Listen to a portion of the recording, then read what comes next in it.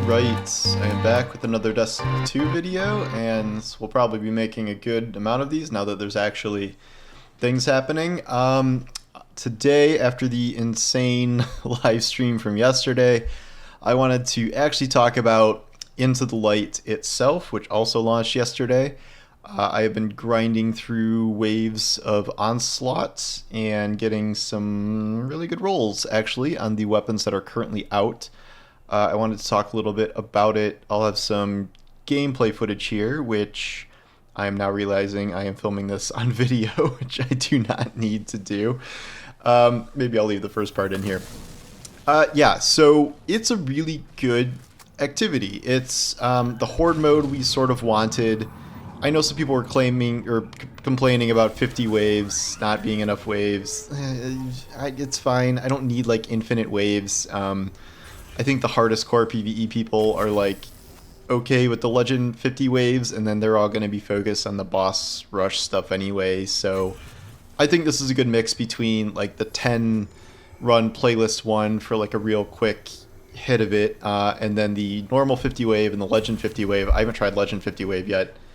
I assume I will need a pretty good team for that rather than random matchmaking. I did fail at 40 something with my first random match-made team of, no offense, level 5s. We weren't doing too hot. But then I just finished a 50 level, 50 round one a couple of minutes ago, which was a lot of fun. One of the downsides for me is that this takes a full hour. It doesn't feel like it takes an hour. Like, I don't think it's like a slog or anything necessarily. It's just, it's a pretty big time commitment where you can't pause, you can't, like, there's no breaks really, very, very minimal ones, so it's something you definitely have to commit to doing it for, you know, an extended period of time. And like, I don't really raid because it's a longer time commitment, and this isn't that long, but it's still a full hour, so you really kind of have to know that you can do that without interruptions. This probably doesn't apply to most of you, but the older I get, the more interruptions I have, so it's a little harder. But that's just me, and I don't think that applies broadly. An hour seems fine for 50 waves. I think that's totally okay. I don't think Legend would be much more than that because it's, you know, it cycles through pretty quickly, and like things aren't, individual waves aren't really going to drag on. Like either you're dying or you're killing everything, and that's kind of it. In this video, all I've been running so far is, well, mostly is a Void Warlock where I've gotten a bunch of really good rolls on Recluse. The main one, I posted like a crazy, you know, limited edition God roll, which has a bunch of perks. Like, it seemed like Feeding Frenzy Master of Arms was like a really super God roll. I don't know. I don't really like it compared to some of the other rolls I've gotten. The main one I'm using right now is Repulsor Brace Frenzy. Frenzy kind of takes care of, it's both a damage boost and it helps with the pretty slow base reload speed of Recluse, and then getting all your destabilizing rounds and weakness application through your grenade and your little siphon buddy. That does apply weakness, right? You're getting Repulsor Brace activated a good amount. As we recall, Void Shields were buffed a while ago, and you want a good amount of survivability in this because it gets really nuts with how chaotic it is. I like this because I am constantly thinking of new potential builds for this. Like, this seems like this would be a really good like Bleak Watcher double turret activity for Warlock. I think there's enough arc in this to make Risk Runner kind of an interesting option for this. And then these Recluses I'm getting, I think I'm going to throw one of them on a Void Hunter because that seems like that will be especially good with Gyrfalcon. And it just, I don't know, your brain just constantly like is like, okay, well, what about Sunshot? Like, it's kind of fun to have sort of a brand new activity to really strategize about without it necessarily being like, I need this for this raid encounter exactly. And like, the exception here is like there's still champions in here, but at least in the normal version of this, you can sort of, there's really only one champion in some of the rounds, and you can sort of just blitz through it, and like if you can, you know, stop it with something, like great, and stagger it. If not, you can, between the three of you, you can just sort of dunk on it with supers or heavy or whatever and just get past it. So that's not too big of a deal.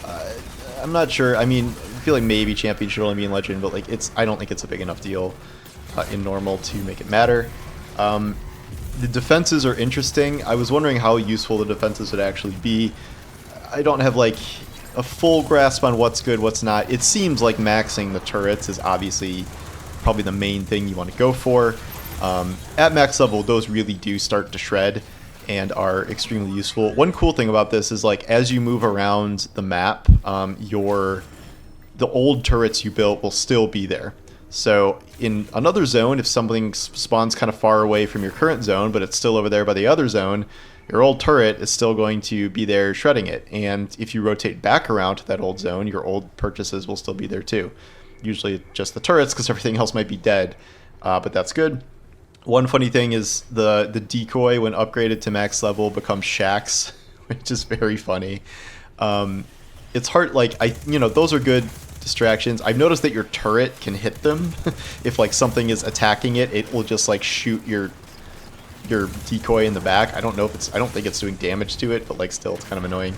And then the trip mines, the trip mines just seem too one-off for how much they cost. Like it's like $4 grand, $5 grand, somewhere in there to like fully upgrade a trip mine set, and they're just a little too disposable for my taste compared to just saving up your money for the turrets. Like I see a lot of people like, oh, I have an extra 1 or 2K, like I'm gonna throw it on some trip mines. I usually just save for a 4,000 to 6,000 upgrade on a turret, or like a 3,500 something upgrade on a decoy.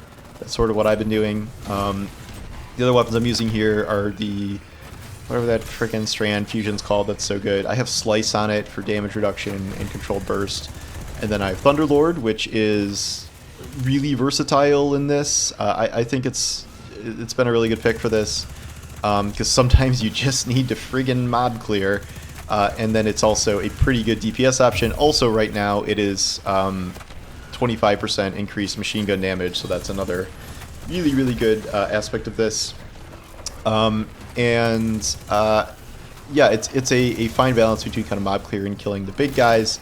There are some really tough rounds. The tougher rounds are when there's just a bunch of ogres. I think the toughest round, I think both of these happen at the same time, where it's a ton of ogres and then these two giant demolitionist knights that just spawn like 5 feet away from the ADU and just slam it and slam you. And like there's not really a good way to get an angle on them without dying, and they have a ton of health.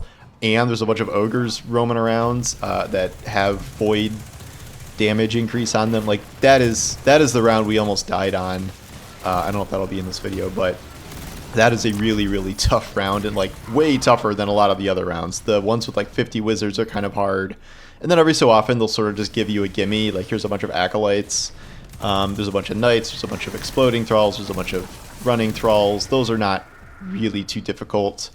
You do have to keep an eye on your ADU health, but I don't think I've ever seen it go below like a quarter ever when I've been playing here, even in like the ones where I've lost.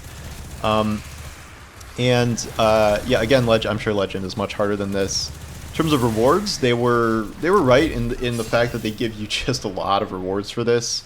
I just finished unlocking Recluse. That was a really weirdly long quest. You needed so many like multi-kills for that. That was crazy. The pulse rifle one isn't like that. I'm working on the sword one. It's not like that. Like I feel like they're missing a decimal place or something. So you can do the thing where you focus one of them, not focus in the traditional sense, but like there will be more drops of that one specific thing. That really kicks in. I saw True Vanguard was talking about how he thinks it like doesn't work. I would say like 70% of my drops have been LC's rifle, like attuning that. I don't really know. I have a lot of what seem to be good rolls on that, but I haven't really sorted through them too much yet. And then there's the 6 that are out this week. I'm not super jazzed about really most of them except Recluse, and I kind of already have my good Recluse rolls, but you can save up, a bunch of your Brave tokens for when they launch the other stuff later on. You can also spend them on the armor sets, which are really, really expensive in terms of Brave tokens, but you have to rank up shacks a ton to really get those built up. He has these like really high-end bounties that give a lot of rep that I'm starting to work on. I'm very pleased with all this. Like I wish there were maybe some better weapons starting out here, and since I have like 3 good Recluses already, I don't really quite know what I'm going for at the moment. I'm sort of just playing to play it, which is still fun. It's still very fun. This being in the game kind of indefinitely seems like a very good idea. This is a very accessible thing where it's just really, really basic. It's like kill everything, and there's some little side mini games like, oh, you can get heavy if you do this little side objectives. Weirdly, I thought the bosses were some of the easiest parts of this. A lot of the waves were a lot harder than the bosses themselves. I was trying to do like a little bit of mob clear on Thunderlord, but like usually my teammates would just burn down the boss pretty quick. Some of the modifiers that help you, I like that it doesn't have like immunity health gating. That's very nice. The one where you spawn a bunch of turrets is really good. If you can manage it, the one where you have a well and you have to kill 2 shielded enemies to get a boss damage burst, that is really good. There's a Rift Runner one. I forget all of them, but they're interesting. And I like that they're positive modifiers, although if you focus too solely on them, you'll probably get blown up by a million enemies. I've mostly been fighting Hive. I swear, like 80% of my runs have been Hive. I did the 10 run playlist one for a while just to start with because I knew it was shorter. It's fine. It's just way, way, way easier, and you will get, you know, a guaranteed weapon at the end of it, and it takes what, like 8-10 minutes or something. It's really breezy. I don't know. I guess it's something to do like if you only have a brief period of time, but it's just not challenging to the point of like, like I don't even know if I want to bother with this really. But again, that's accessible for newer players. Something they can just jump into is sort of a playlist activity, ritual activity kind of thing. So I think it's good in that realm. We learned that there are 2 Crucible maps, and then one is just straight up in the Moth Yards in the Crucible, or not in the Crucible, in the Cosmodrome, which I didn't realize was happening. That one is a lot more wide open, and it's sort of a different dynamic of the others, which sort of have like hallways, and I don't know. I like the Crucible choices here. It feels like there's a lot of interesting choke points and spawn points and like things you kind of have to learn. Obviously, like any activity, you could see this getting repetitive. Is like there's only so many waves, there's only so many defenses, there's only so many little side objectives and bosses. So like, yeah, it'll get repetitive eventually. But like, what is, you know, that's true of essentially anything. So I'm not going to hammer in on that, you know, too hard on day 2 here. Yeah, I really have enjoyed it so far, even if this early on. I do think the time gating is a little tough because it's like, okay, how much do I really want to put into this without, if I don't care too much about these other weapons, like I'll grind out the little like quests so I can be on my way to like getting Super Black and whatever other stuff you get, getting Brave tokens, getting Shax's rank up, and so that's something to work on, even if you're not like, you don't have a tune to Mountaintop or Luna's Howl or whatever else you want. Also, we can't forget that these will also have enhanceable perks whenever Bungie introduces that system, which we don't exactly know what it is, but yeah, so that'll be pretty cool. Yeah, so that's my first take on this, first impressions. Obviously, I'm going to play more of this over time. I have not done the Whisper reprised mission yet. I don't really know what the boss encounter is and stuff. I don't really care about doing it too much. I don't really care about a custom Whisper of the Worm heavy. I care more about the Outbreak because I really like Outbreak. But I think it's great they brought him back. I think it's very cool. I think all players should be able to experience these missions, which are arguably the best in Destiny's history. I'll talk about that at a different time once I actually am able to run it. But yeah, those are my initial thoughts here. Enjoy whatever wave I did here. Maybe wave the 40 to 50. I don't know. We'll see. But thanks for watching, and I'll talk to you soon. Take care.